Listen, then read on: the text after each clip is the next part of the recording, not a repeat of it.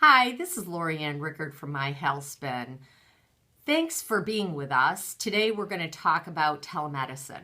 I get a lot of questions about this, and it's obviously something that's still in the development stages, but a lot of people want to know, is that a good option for them?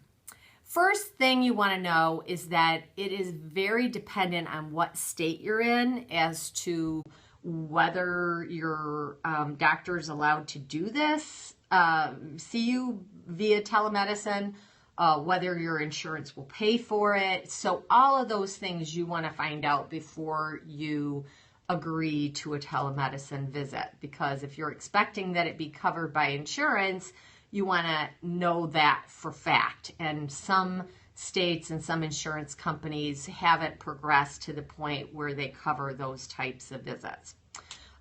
So that's the first thing you want to know about it.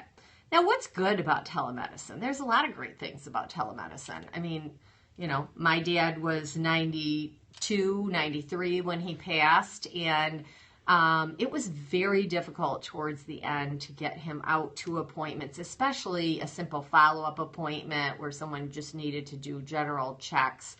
And so if we could have done some of those visits via telemedicine, that would have been a lot more convenient for him and for our family. So that's a really good thing.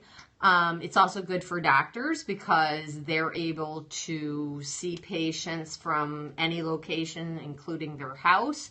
And so sometimes that gives them a lot of flexibility.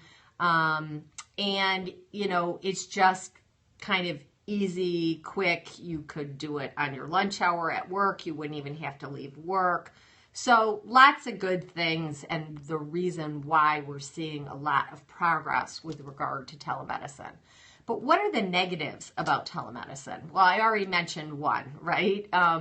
You can't necessarily be seen for everything via telemedicine and have your insurance cover it. Secondly, a lot of what a doctor does, and this is similar to what a lawyer does, is, you know, meet you, kind of get an understanding of who you are. You also connect with the doctor, and that part of the communication is so important.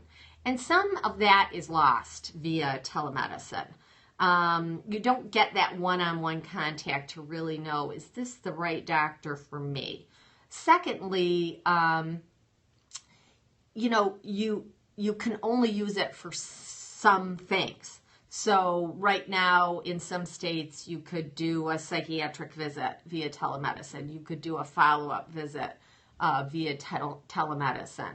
But, you know, another negative is that, you know, sometimes symptoms are really iffy, and it takes the doctor really probing with you and, you know, might see something in person that they wouldn't necessarily see over the internet. And lastly, it's just an issue with regard to electronics. You know, how is your internet connection? How is the doctor's internet connection? Are they really able to see all of what they need to see via the internet?